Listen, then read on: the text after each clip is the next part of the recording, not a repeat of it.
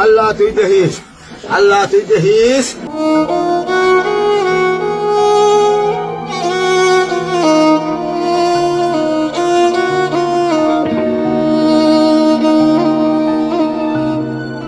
এটা যদি বিচার না হতে বললাম যে বাংলাদেশের লোক নাই, খেয়াল করতে দেশ পাকিস্তান আমার চলে গেছে, ইসমাইল আমরা চলে গেছে, বাংলাদেশ উদামিয়া দেশ হচ্ছে, এই দেশের মান সম্মান হারিয়ে গেছে।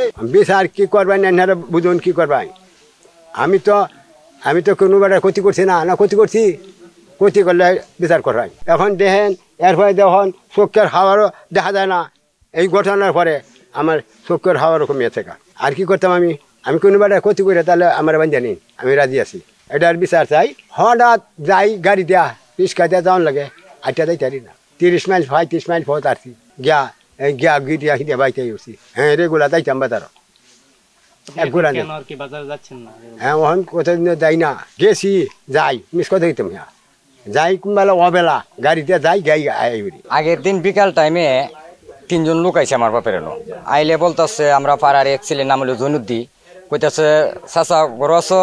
আছে হগলি আইছি বাজারতে। চাচা আমরা তো একটা রুগী আছে, আমি রুগী আছে তগলে আইছি, আমার শরীরটা টুকলাম তো, তাহলে রুগী আছে তোরে পরে দেখবো অনে আমি বাতি টাতি ধরাই। তখন তারা গেছে গেলে এই লোকের দেখে গেল যে কি করতেছে বাড়িটা কোনটা, সিনেগে যাওয়ার লাগে আর কি। তারা কাজটা করছে সিনেগে।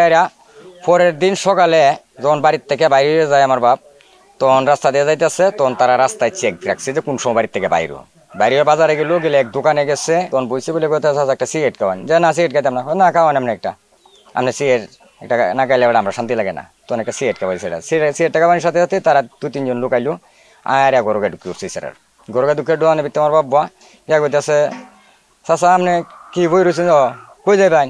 আমি লাল মাজাই আম জলুর মোড়ে দেন একটা রুগী যার পার, তেমন একটা চা খাইয়া যান, যে না আমি কেউ চা খাই না, কোথাও একটা সিগারেট খাই যায় না আমি কেউ সিগারেট খাই না। তখন এরকম করতে করতে তারা 3-4 জন আমার বাপের গড়তে নাস্তা করে বাইর করছে। বাইর করলে আমার বাপের সাথে যে একটা ব্যাগ আসিন, লাঠিটা আসিন, শিকটা আসিন, এটি নিচে নেয়া তারা আমার বাপের বাইরে নেয়া তারা জোরপূর্বক এই চুলটা কাটছে। চুল কাটার পর থেকে আমার বাবা চলতে ফিরতে পারতেছে না। আমার বাপে তো কারো কোনো ক্ষতি করে না, একজন আইয়ে বেড়া জারিয়া জুড়িয়া দেয়, 10 টাকা দেয় তে রাখে, না দিলেও বেড়া জোর করে না। তে এইভাবে বেড়া 10-5টি করে জমায়া এই যে ইটগুলা নিয়ে তুইছে বেড়া এটার বাউন্ডারি করার লাগিয়া। এরপরে দে বেড়া ইটগুলা আনার পরে দে বেড়া আরো 50,000 টাকা জোগাড় করছে, যে এই টাকাটা দিয়ে আমি ইট এনে গাতায়াম মিস্ত্রি টিস্ত্রি দিয়া। তখন এই টাকাটাও বেড়ার এই ব্যাগে আসিন, বেড়া টাকাটা সহ নিয়ে গেছিস গা তোরা। কারণটা কি?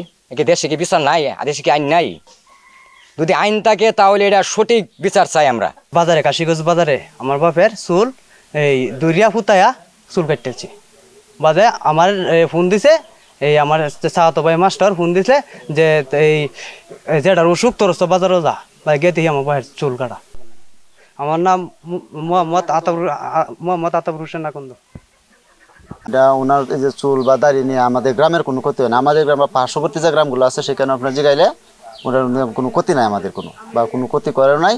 সে চলাফেরা করছে ভালোভাবে, আমরাভাবে চলাফেরা করি। আবার কোনো লোক দূর দূরাবি থেকে আসে, ওনার কাছে আসে, যারাফেরা করে ভালো হয়। ওনাকে জোরপূর্বক তার চুল জটা এগুলি কাটা ফেলানো হয়েছে। এইটা একটা মানুষের ব্যক্তি স্বাধীনতার উপরে, ব্যক্তির স্বাতন্ত্র্য বোধের উপরে এটা একটা আঘাত। এবং আপনি যদি মানবিক দৃষ্টি দিয়ে দেখেন সেই ক্ষেত্রে এটা মানবতার প্রতি একটা আঘাত। আপনি জোরপূর্বক কাউরে কিছু করতে পারেন না। কোনো মত বা ভিন্ন মত আপনি চাপাই দিবেন, এটা বাংলাদেশের সংবিধানেও নাই বা আমাদের কোনো আইনেও নাই। সেই ক্ষেত্রে আমরা এই ঘটনার জন্য তীব্র নিন্দা জানাই, প্রতিবাদ জানাই। আমরা চাই যে এই যারা এই ঘটনা ঘটাইছে তাদের শাস্তি হোক।